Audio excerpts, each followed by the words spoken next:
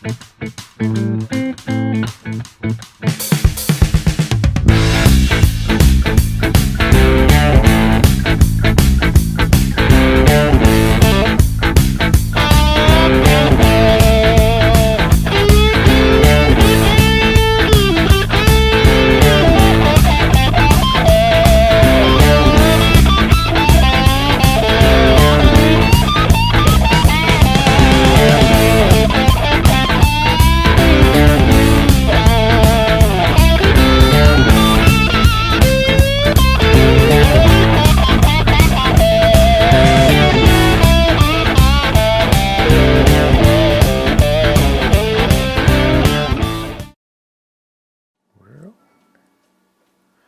hello, I'm Jerry McKee. Welcome to Prime Time. This is episode 39. Wow, time's flying. If you count down the weeks, that's 39 weeks that we've been on. Actually, 40 weeks. We kind of did a different thing on one episode. Basically, 40 weeks. And we got a special guest. We got Daniel Prince, and you probably haven't seen his face. You probably heard his voice across Union County. At WBCU, and he's I guess, many hats he wears there, because quite a few hats when you DJ. And we're going to come back and we're going to talk with Daniel here in just a moment, right after the message from Graham's. Most important moments in your life, when you need to say congratulations, express gratitude, or say I love you. At Graham's Flowers, we deliver your deepest emotions. When you need more than just flowers, call Graham's Flowers your personal florist. At Graham's Flowers, customer satisfaction is guaranteed. Visit us at 208 East Main Street in Union, South Carolina, or call us at 864-427-2454.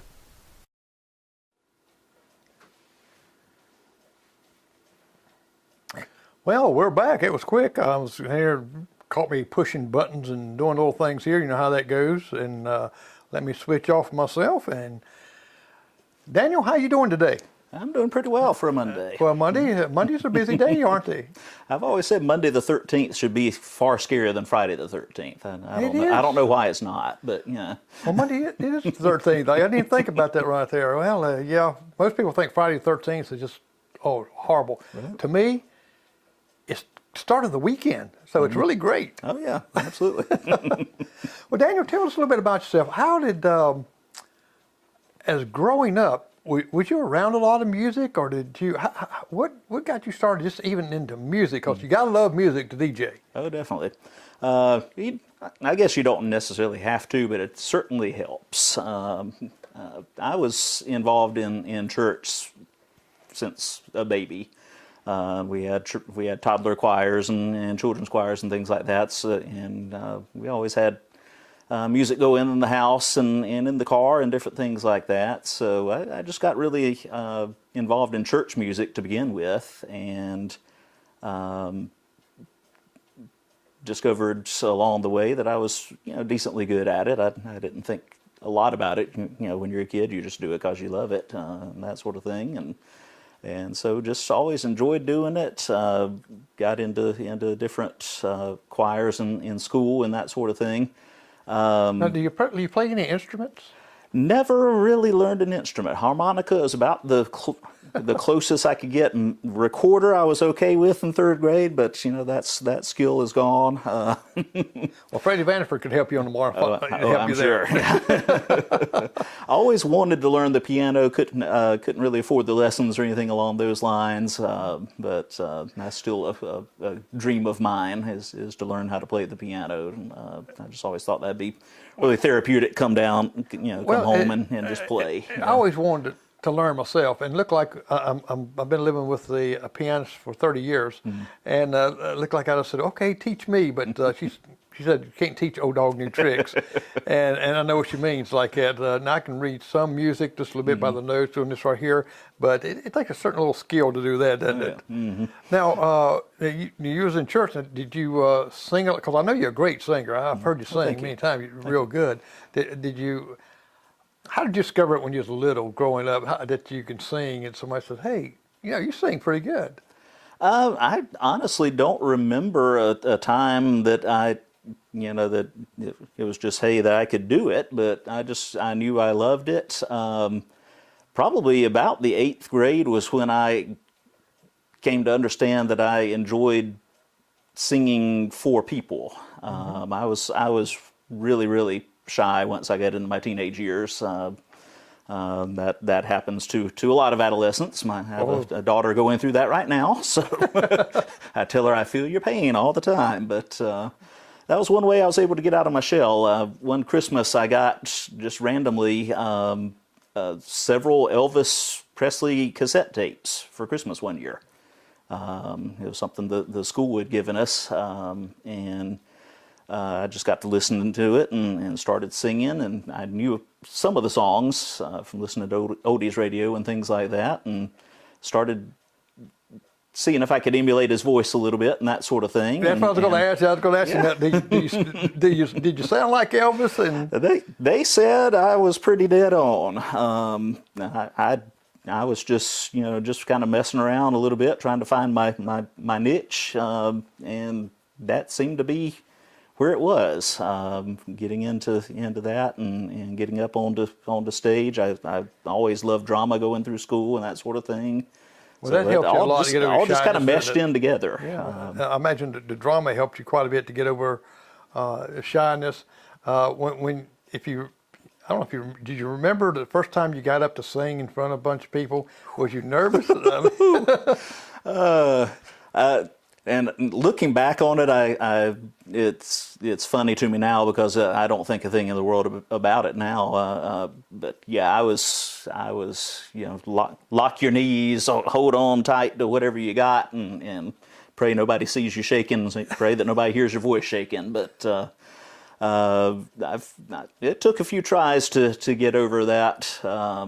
But finally, especially in church, recognizing who you're singing for, you're not really singing for the people that's there in church, yeah. And I think that's why I like that side of things more, because you're able to focus your attention more on God and less on everybody else. Right, and I went to a church, special church in Kentucky, and the women there, when they would sing, they would go and face the wall. Mm-hmm.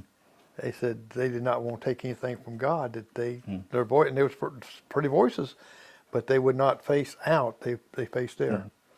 Well, that would make you very, very comfortable trying to sing with not seeing anybody. Well, you probably can if you're like myself. You when I talk, I can talk easy with a big crowd than I can a few people. Because it seems like there's a few people, you got their undivided attention of that one, where before you just kind of scan around. Right. And I know you do a talk a lot, and you have a lot of people come up to you, and I don't know if have they ever asked you to MC a beauty pageant? Or? Haven't had to go that route yet. I'm trying to remember.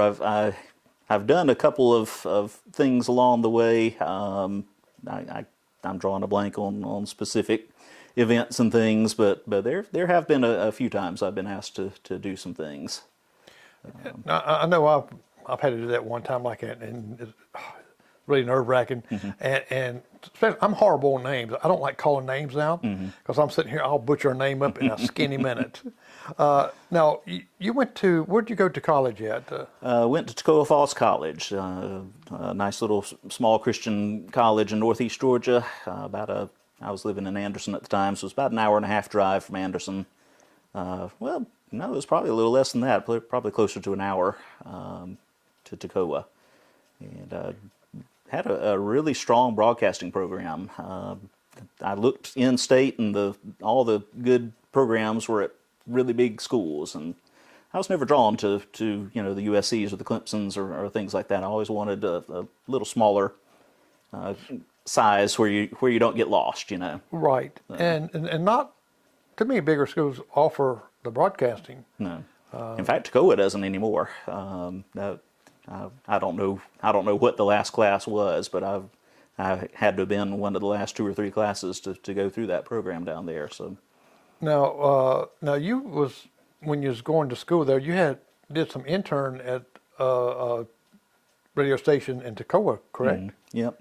Went down there. There's a great big Christian station right there on campus, and that was the one I always thought I would, get to work at and that sort of thing. And then there was the college station on campus as well. And but no, it was the secular station in town that was playing music from they called it the beautiful music from the 40s and 50s and things at the time. And they were branching into some of the 60s and 70s when I got there. But yeah, interned with them for a while. Ran the board during ball games and stuffed envelopes at bill time, and all the different things that they get part timers to do, and really kind of enjoyed it. Now, do you know a lot of when a song's playing? That's the artist. That's the song. Do you have a big genre of vocabulary of when you hearing music, different music, where you be in the store, like that pops up, and because you've been in the music almost 20 years with WBCU, so when you hear these songs like that, do you come up with the names of the artists, or? A lot of times I can, especially on the countryside. Maybe not as much anymore since I've kind of moved out from the music side in recent years. But yeah, any of the country songs, really from about the 60s, 70s on up, to more recent times, I'm pretty good at. Like I said, I'm pretty well versed in oldies and different things. I'm bad about names of groups sometimes, more so than names of songs. Right. But thinking it was the Bee Gees when I first got into WNEG. I completely butchered it because I was listening to the song. It sounded to me completely like a female singing it at one of the parts. Yes. And I said, "Didn't she sound good?" And the operations manager looked at me later and said, "That was not a girl." Said, "Well, you know what you know, and the rest you say with confidence." That's it. And too late, you done said it, right? Yeah, my son Brian Harris, he's got a collection that would fill this. It would fill these two rooms up here, and he's been collecting since he was little. And from the older music on up to the 80s, like it's hard for it to stump him. It is very hard. Me and my brother-in-law, we try when we're out eating together. Will says, "Brian, tell us this right. Who sung this?" And he'll go, just snap it right off, and we just said, "Wow, can't believe that." He should have been a DJ because he worked at, I don't know if you remember, Hodges Music Store. I think it had closed by the time I got to town, but yeah. Kind of here, but anyway, when he was little, when he's growing up as a teen, he worked in there, so his love for music is awesome. Yeah. I was right across from WBCU, wasn't it? Yeah, it was. Yeah. Okay. Yep. I've got the lady's name now. She's up in her 90s now. That used to I guess retired from there. Been there all these years, but she's that store. It's when they had the 45s. Now, when you went in your internship, what type of records? And so, were there 45s? Were there any CDs or cassettes, or what did you have to play on? We were for the music, we would use CDs at WNEG, and for the commercials, a lot of times we'd use the carts.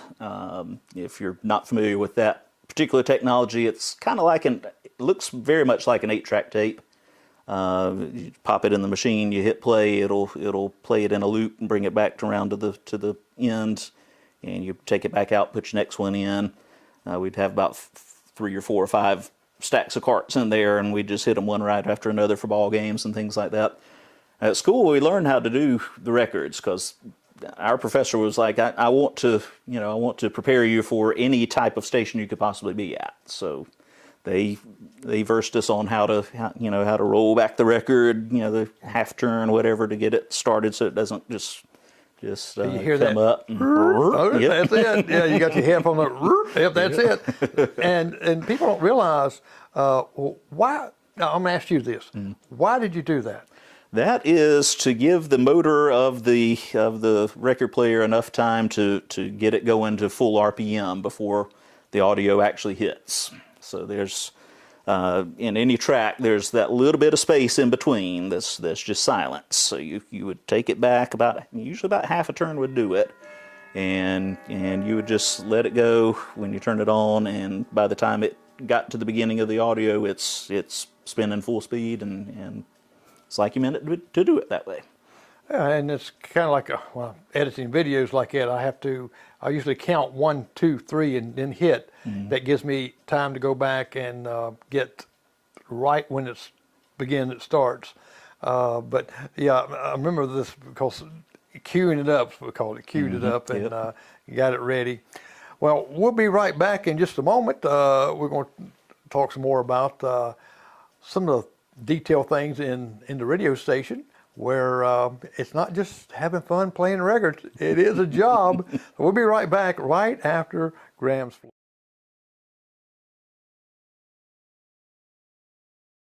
For the most important moments in your life, when you need to say congratulations, express gratitude, or say I love you, at Graham's Flowers, we deliver your deepest emotions.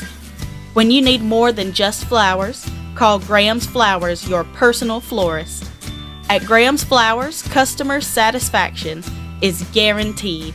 Visit us at 208 East Main Street in Union, South Carolina, or call us at 864-427-2454.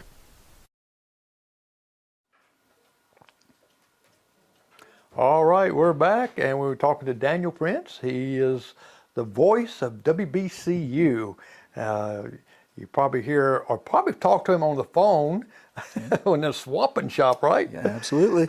And now we was talking about queuing up the records and the 8-track things. Mm-hmm. Now, when they was teaching you this, one of the important things they taught probably was timekeeping. Mm.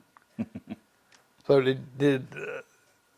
and do you use that now? Do you get everywhere you go? Do you look at your watch, look at the time, or people point out all the time that I'm always late for everything. So you would think I would be better at time because of the industry I'm in, but I try to pack as much into my day as I possibly can. So I'm always I can get this one more thing done before I have to go here, and it doesn't always work that way, but. Right. But I tell you, when you're on the air and trying to figure out, can I play this song in this amount of time and all that, you get really good at adding and subtracting time very quickly. Math was always a big thing with me, so I was very comfortable with that and being able to add and subtract time. I didn't realize it would be so big of a part of what I do, but it really is. Now, when we was talking about the 45s, when playing the 45s, then of course cassettes come in, that was a big great thing, but we know they either got eat up or dragged, yeah. So they weren't very, I know that companies used to send out big albums with the top 100 songs, the Billboard songs. Did you ever see those or get those? Don't believe I ever did. I don't recall ever seeing them. Yeah, I've seen some CD collections and that sort of thing, but right. The radio station that I worked at one time, they would send in the top 100s. They paid a contract for that, and it come on a big album. Huh. And we had to, when we got through stuff like, we actually had to destroy the albums. Wow. And I always thought, man, if I had those collections like that. Now, do you have any dealings with Reel to Reel? Not as much in my professional life, but again, it was one of those things that, be prepared for everything. So they taught us well in school about it, and actually a little bit at the very beginning of WNEG down in Toccoa. They were using reel to reel still for some of their audio recordings. So I did have to do my fair share of taking the razor blade and doing that. And it's never a straight up and down cut. It's always a diagonal cut. and then you're able to fit the two pieces together and tape it up, and it sounds seamless when you do it right. So it's easier to do it diagonally than it was just straight across, right? Oh, they told you never to do it straight across, and I don't remember the exact reasoning why. I think it had something to do with the fit together, but there was a reason behind it. But I do remember that you always cut on the diagonal. Now, do you have a reel at home? I do not. I always wanted one. Right. We have one at the station, and I cannot remember if it works or not. But I've found several of our old reels that we have in storage, so I would love to get that up and going and figure out if that still works, because there's no telling what's on some of those reel-to-reels. Oh yeah, and you can convert them over to at least a DVD or into a format where MP. 4, now they got all this new stuff that we do. And now I've worked a little bit on a reel-to-reel 16 channel.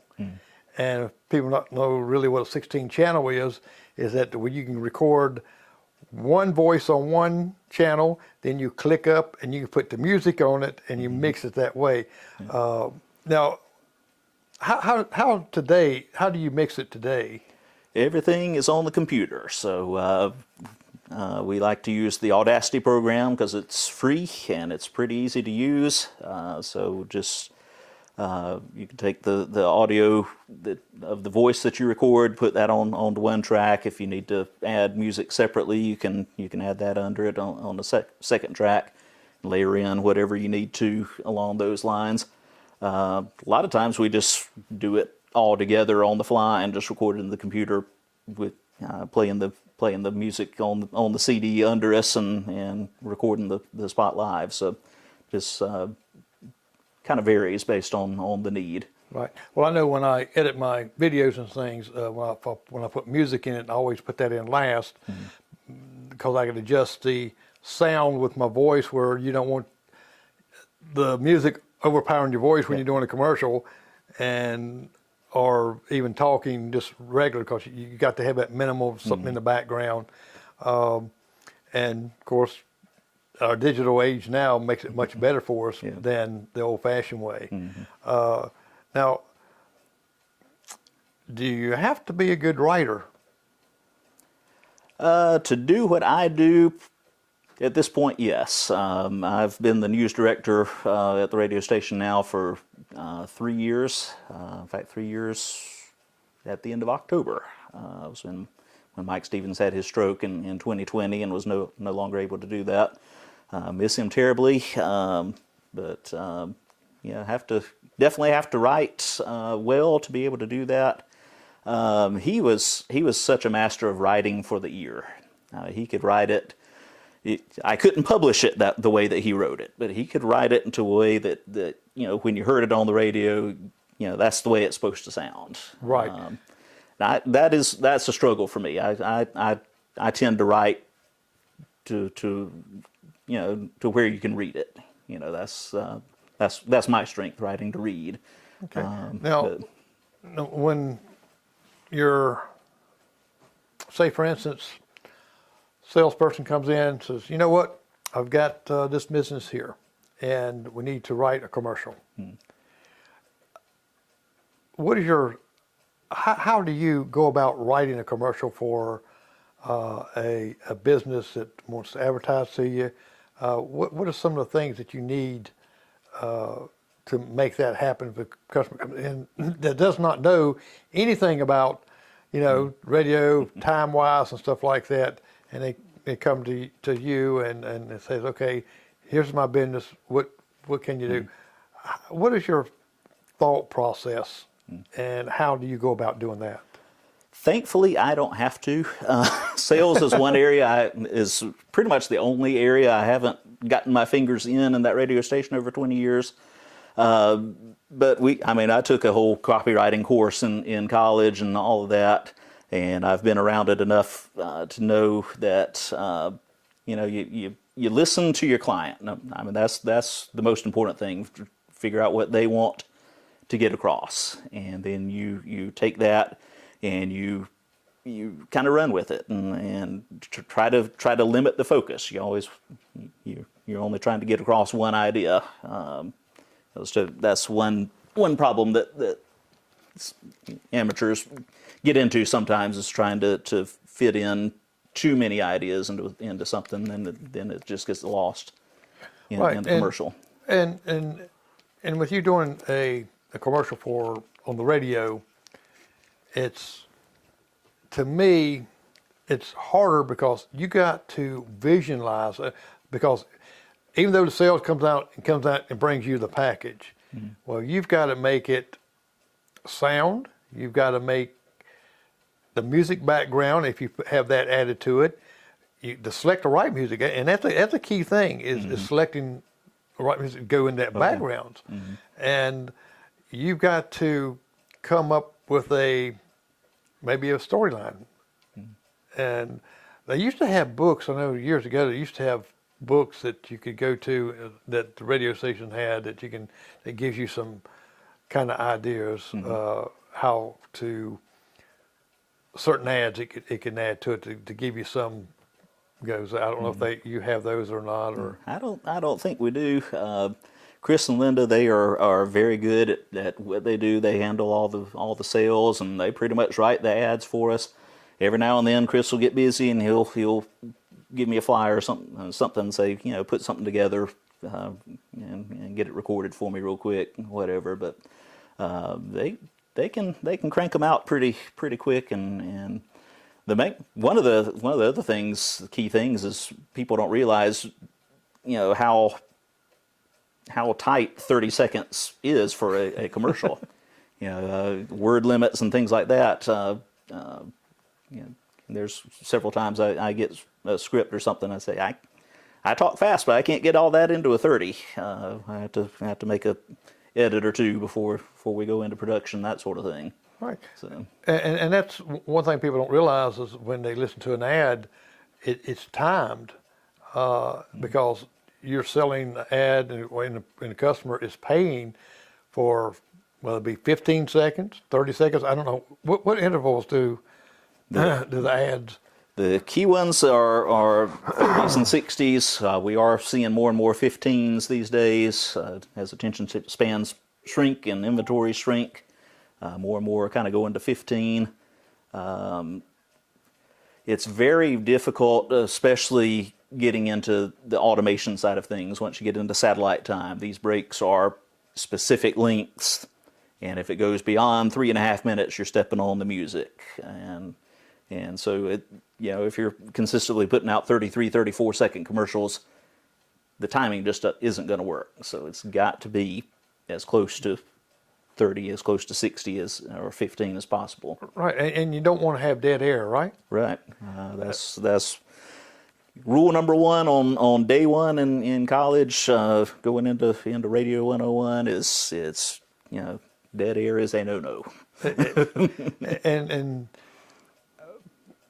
I do this when I perform at a wedding, and they're picking songs out for them to either light the candle or something like that, and they're picking out a 4.5 minute song, and I said, do you realize how long that is? It's more like 20 minutes to the people sitting out here, and it's about 25 or 30 minutes to you, because you're going to sit here and look at each other for 4.5 minutes.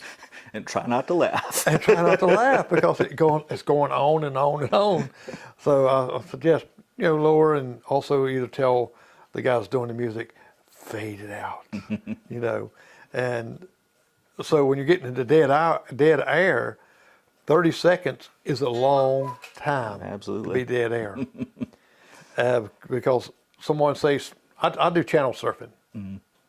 So when I channel surf, if it's dead, I go to the next one. So some of us might just miss you and go on. Yeah. And I tell you, I still have some school nightmares, but my biggest professional nightmares that I still have is being trapped at a station with a mile-long hallway, and you're on one end, the studio's on the other end, and there's nothing playing on the radio, and you have to get down there to start something else. Now, here's a question. You're in the studio, you're playing your music, you're putting everything together. and you got to run to the restroom. Mm-hmm. And years ago, what I used to do is find a song that's long Mm-hmm. and have it queued up to where, okay, I know it's going to take me this long to get there and back. Or how do you time that, even if you're eating something? Yeah. You learn your body's rhythms and how long it's going to take you, and so it's pretty easy to schedule in a song and have it run into a commercial break if needed, and all that to give you enough time to do what you need to do. So that's about how that has to go. But Well, I tell you, Kimberly, who's working for us now, she's got it down. She can get a song on, 2-minute song, and she'll be back in plenty of time. So she's been at that for a number of years too. So she's a morning show. yeah, she does 10 to noon for us. Oh, okay. In fact, she took that part of the show from me once I got into the news director, and when she moved down last year, she came up and wanted to know how she could get involved, and tell you what, she is just phenomenal in her storytelling, and it had been years since she's done a music format, but you wouldn't be able to tell it by listening to her. Now, She's awesome. Now, does Chris have the early show? Yes, yeah. Yeah. He does 6 till 10. Wake up with Woody, right? Yeah, Wake Up with Woody. See, I used to do that whole 6 to 12 deal, and that's a long time. Yeah, because usually the DJs usually most times max 4 hours on air. Yeah. And we'll be right back right after this message in a moment from Graham Flowers, and we're going to come back and ask Daniel there about his formatting, his how he can answer the phone, talk on the radio, flip a switch, and all this at one time. Does he use his toes or what? But we'll be right back. For the most important moments in your life, when you need to say congratulations, express gratitude, or say I love you. At Graham's Flowers, we deliver your deepest emotions. When you need more than just flowers, call Graham's Flowers your personal florist. At Graham's Flowers, customer satisfaction is guaranteed. Visit us at 208 East Main Street in Union, South Carolina, or call us at 864-427-2454. Okay, Daniel. Now, in the studio, you're in a box. Yep. And now, here I am interviewing you, and you interview a lot of people. Yes. They get them come in. You have some great interviews, and like anything else, you have some that's not so great.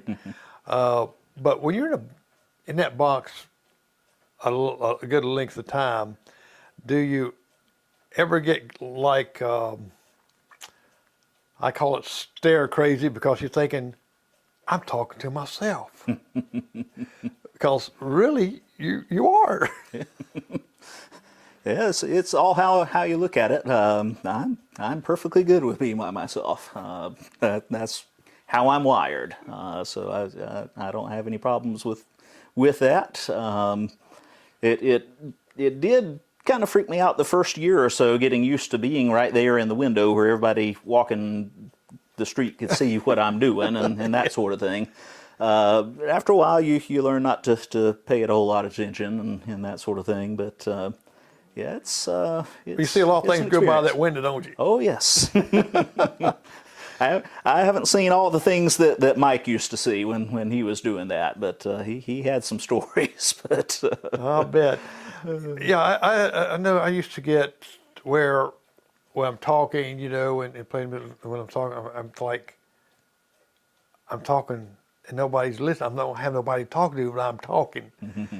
And even though I have headphones on and you're listening, and I just still had that I'm talking thing, to myself, and I had to kind of shake out of that, because you get to wondering, the next thing you got dead air.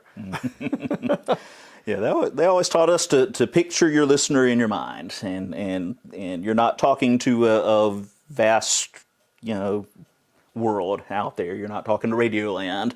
You're talking to one specific listener, and you're picturing that person, and that's who you're talking to. So, in your mind, that person is always there in the studio with you, even if you can't see them. So, right.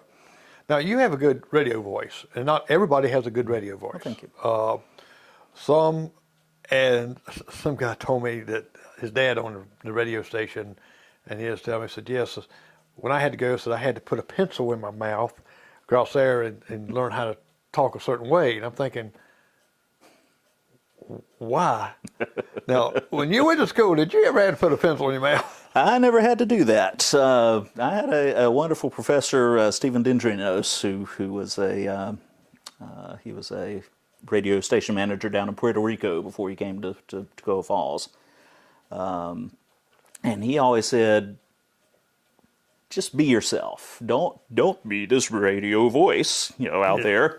You can do that, but it's people can tell it's put on. He said people want to see authenticity. They want to know, that they can relate to the person behind the microphone. So he said, don't worry about, everybody has the Midwestern accent. That's like the broadcast gold standard. He said, you got a Southern drawl, you rock it, Yeah.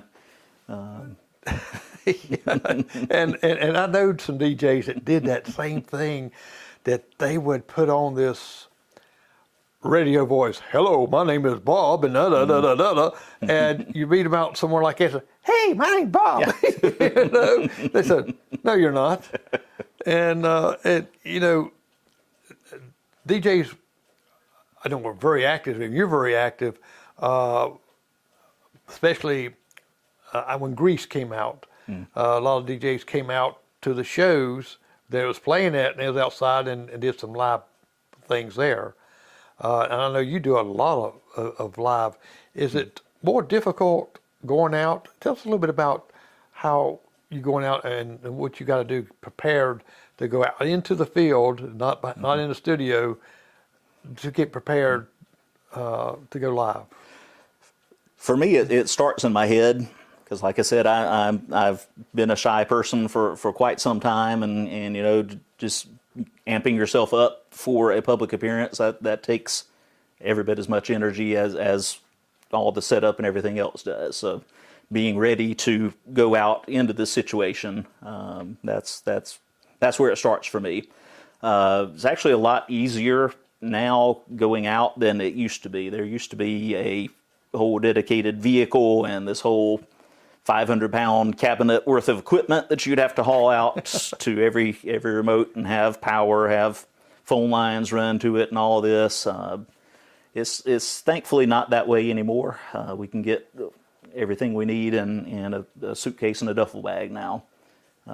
Less if we need it. We've done remotes just with our personal cell phone before. It just depends on what the need is, but even with today's technology, you got to make sure you have a signal, don't you? Yes. Yeah. If you don't have a signal, and I ran into that a couple of times, in especially the Carlisle Christmas Parade. More than one time, I've had to borrow somebody else's phone because the phone I was using to try to call back to the station did not have a signal. Yeah. Thankfully, their signal's better down there than it used to be, but there was a couple of times I had to record their Christmas parade and then drive up to the station and play it back because we just didn't have a signal to get it out. I know I seen you down there when I was live streaming it last year, and you're just kind of sitting on the corner right there. I guess that's where your best signal was at. Oh yeah, it really is, and like I said, it's improved a lot through the years. I used to try to run an actual phone line from their town hall out there to the corner, and that got unwieldy really fast. So well, you got people walking across it, running across it, and I'm looking forward to these parades because I like live streaming them, and people get to watch them, don't get to go out, and plus the ones that's in the parade, they can go back and watch it, and people that can't get out and they going down the road, they listen to WBCU, FM or AM, and they'll be able to hear it. Yep.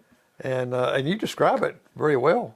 as you're coming through, I know they move pretty fast when in parades. Oh yeah. So you got to.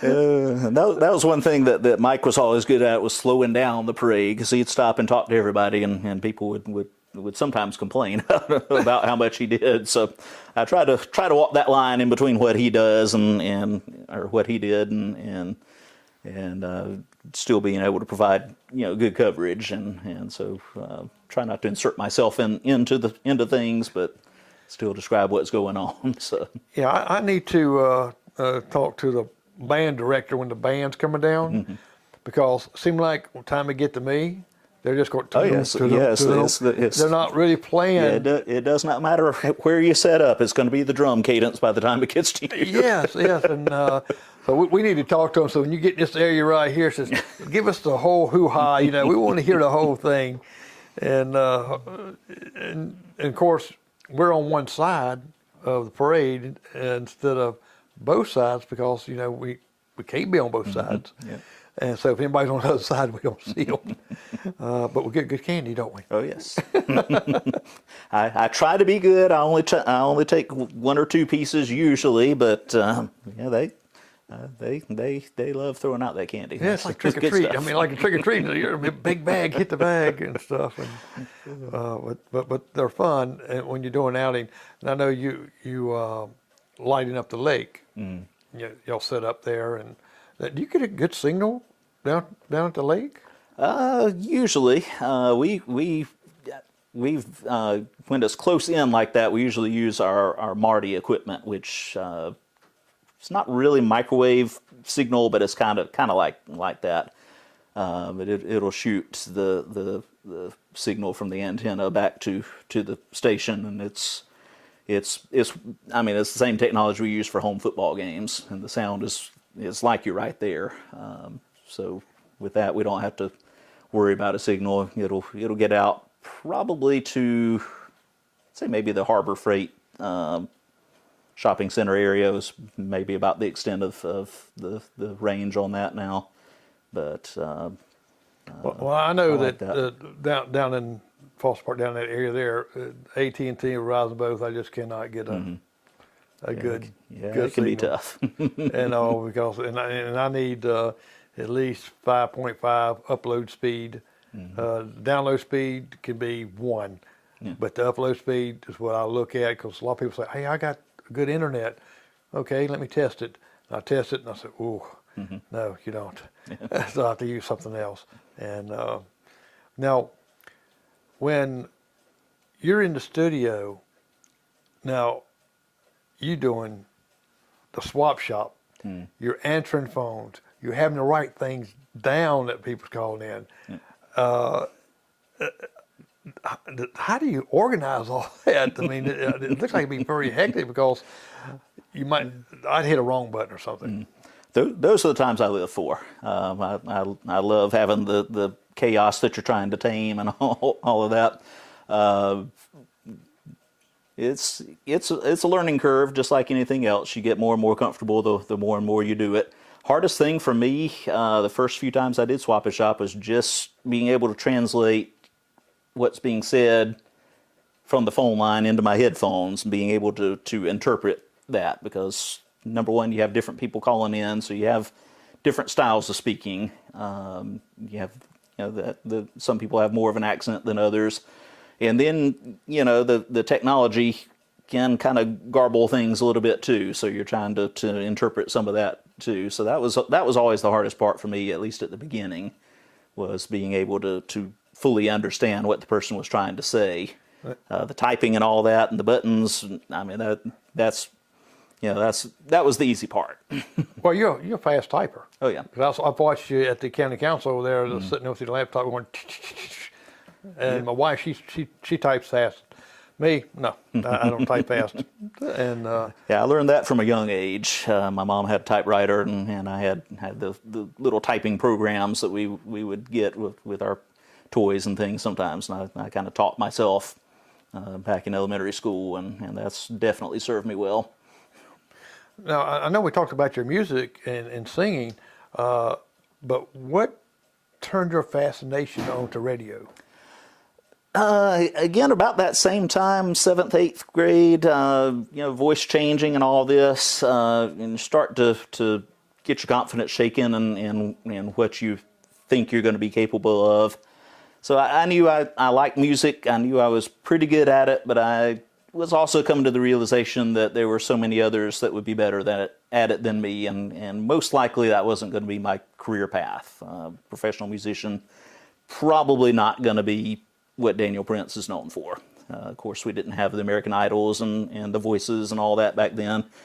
Otherwise, hey, I could have taken a shot. But Exactly. Well, you still can. well, probably America's so, Got Talent. But by now, I'm too well established in what I'm doing. It's too much a creature of habit.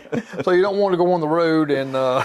Yeah, it's probably not my kind of life right now. Yeah, well, I want to be there in the video when you tell your wife that I'm going on the road. Well, you and the kids have fun. All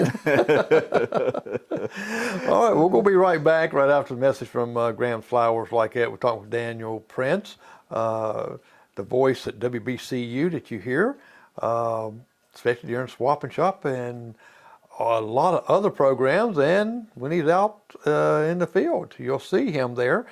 Look for the guy who's got the funny looking ears. That's headphones. We'll be right back in just a moment.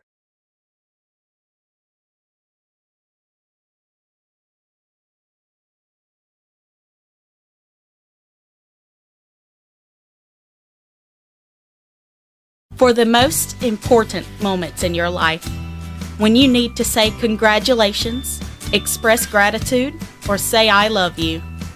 At Graham's Flowers, we deliver your deepest emotions. When you need more than just flowers, call Graham's Flowers your personal florist. At Graham's Flowers, customer satisfaction is guaranteed. Visit us at 208 East Main Street in Union, South Carolina, or call us at 864-427-2454. All right, we're back, and you're looking right now at Daniel Prince. What are some of I know you do Swap and Shop, and people sell everything. Do you have any anecdotes of what some strange things that come across there that people had to sell?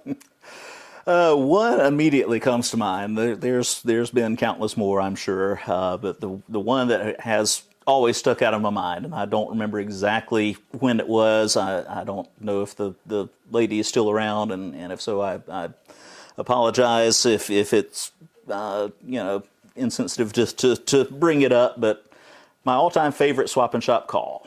A woman called in one day looking for a date to her class reunion. All right, I mean that's unusual enough. She had requirements, though, and the chief one was that he still had to have his teeth. Well, that's a good requirement now. I think when me and my wife met, I think she checked my teeth.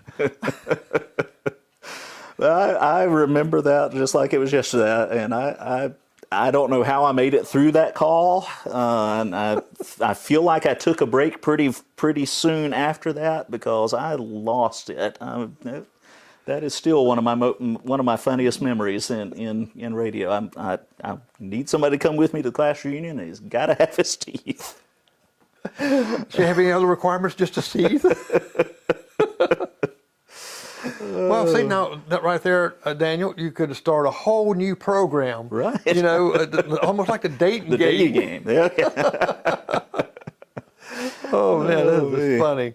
I keep hitting my button over here, turn my chair on. Stop that. I'm heading back here. Now, you have a lot of buttons to push, to turn, and of course it's automatic with you. And if someone wants to, what's the suggestions you can give someone that says, you know what, I like to go work at a radio station. I want to be a DJ. What are some advice that you can give them?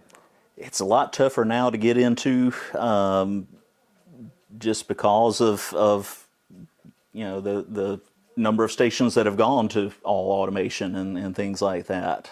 Thankfully, here in Union, we have a great local station and have since 1949, and so that's a great way to get a foot in the door. We hire high school juniors and seniors, and some of our college folks come in and do some of our board work and things part-time for us. And that's really the ground floor to see if you're interested, if that's something that you can do.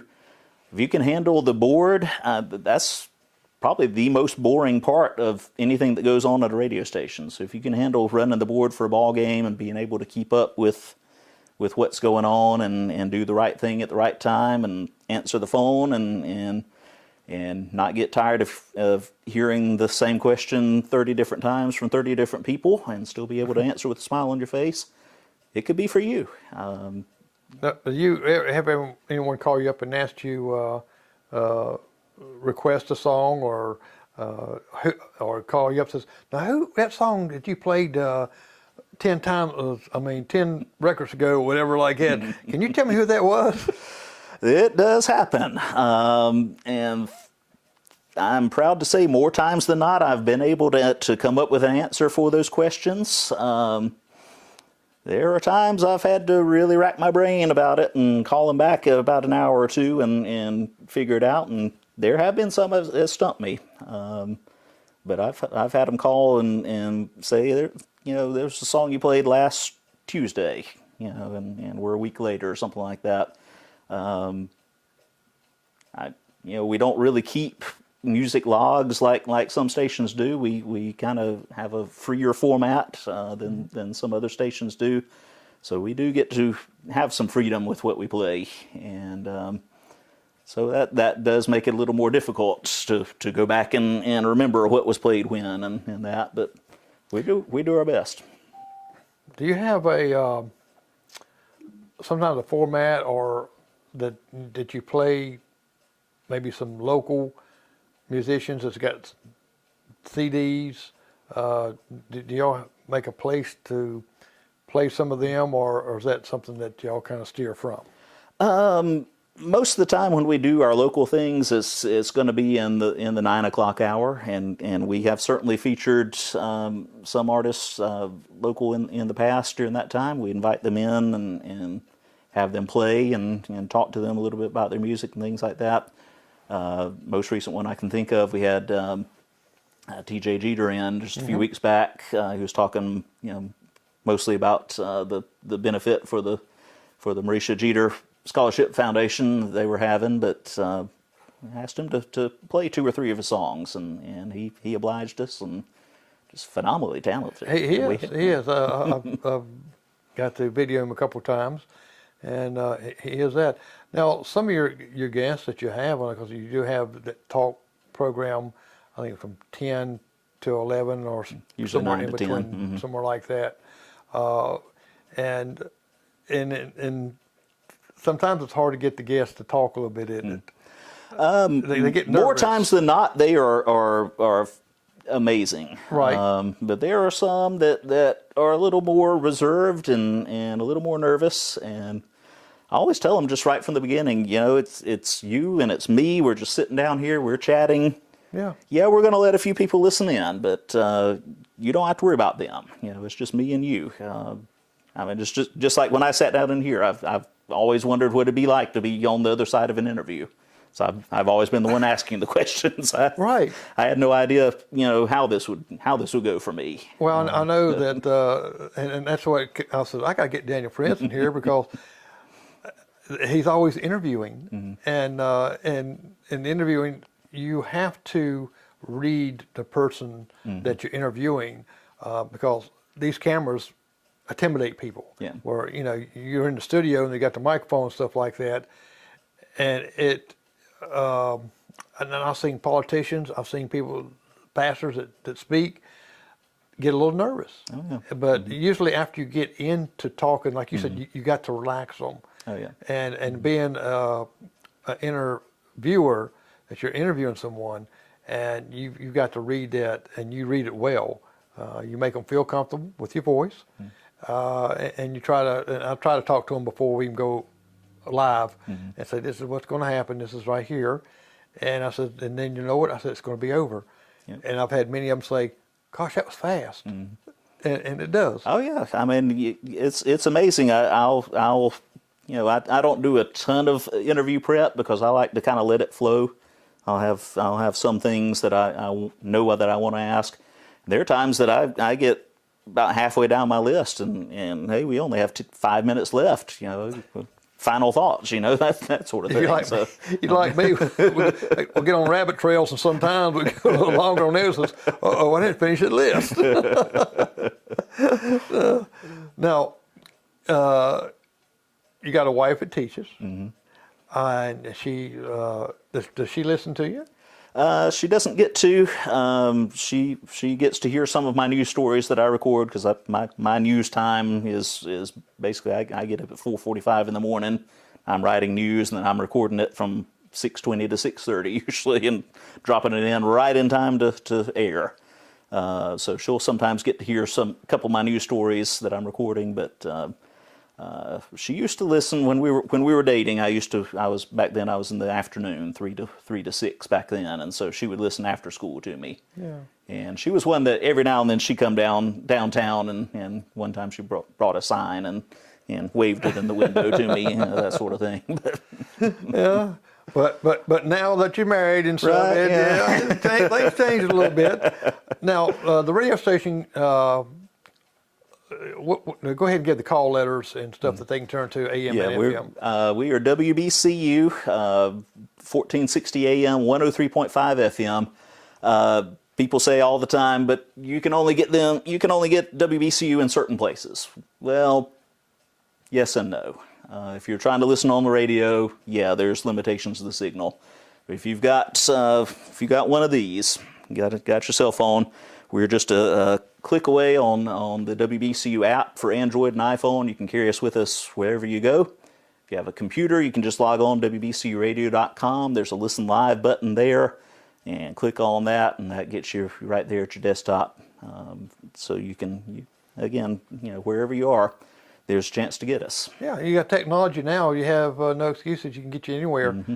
Just download the app, and most phones is connected to the Bluetooth in your car. Yeah. So there you go. You can listen to it on your radio. Yep. You don't have to sit there and hold your phone or anything like that. Be distracted. Get tuned in before you take off driving, and you got it. Absolutely. Now, radio station goes 24 hours. Yes. And years ago, they had to have the shifts of different DJs, like Johnny Fever. He had the night shift on WKRP Cincinnati. But it's not like that now. So where does the music come from? Is no one loading it? No one's, and do you have to program what songs is coming up for that day? In a perfect world, we would love to be live 24/7. Just don't have the money for that. Small business, we've struggled like everybody sometimes. But we are blessed with a wonderful music service, and they, through the satellite, they provide us our music through the evenings and overnights and afternoons and all of that. So it's just a matter of scheduling in those times, and they handle all the music. We just plop in the commercials, and they'll put in theirs, and it all works pretty well. Right. Everything on satellite. And people don't realize too that those licenses are expensive. Oh yeah. They're not. This is not like, hey, I can just get free music from the radio, but the radio gives me free music. They get it free, but it's not free, because everyone that knows is any type of music you put on Facebook, YouTube, and if you don't have permission, if you don't have the license, you're going to get knocked off of it. Yeah. Because you got to pay for that license for the music. And the same thing as the radio station. They have to pay for that music. Yep. There's BMI, there's ASCAP, there is another one that's flying out of my mind. Then about 3 or 4 years ago, there was a fourth one that came into the mix and said, we want to get paid to have music for our clients. And then you hear, the industry keeps talking about, is there going to be a radio tax? Or is radio stations going to have to pay more for the songs that they're playing? And it's if that happens, that's going to be a hit for a lot of these small local stations. Yeah, it really is. You got your antennas, you got maintenances, and it's a lot of stuff. I know you do a lot of maintenance on the board and stuff when things come up. So you're another title, engineer. Little things. I'm better at fixing the computers and that sort of thing than the more technical aspects. But we'll. When it gets beyond me, we have a couple of people we can call from other parts of the state, and they're wonderful to come and help us out. Well, Daniel, it's the top of the hour. Time has flew by. I know I've learned a lot from you, and a lot about the station. I hope others have. And this is your small home radio station that's been in business for many, many years, and it's got a lot of character and.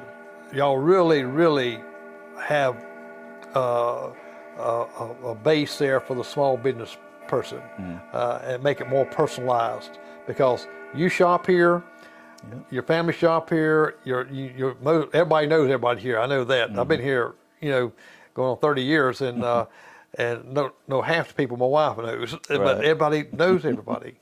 So hats off to WBCU, and hope and pray that y'all just keep up that good work, and you too, Daniel, because you do a fabulous job. Absolutely, couldn't do it without our businesses, and certainly not without our listeners. That's right. Well, we're going to end it with this. We got Floyd Lyles coming next Monday, so stay tuned for that. You're going to hear some interesting things from him, from DJJ. You'll hear some stories there and a little bit about him. So stay tuned next Monday, same time, 7 o'clock, prime time with Jerry McKee. And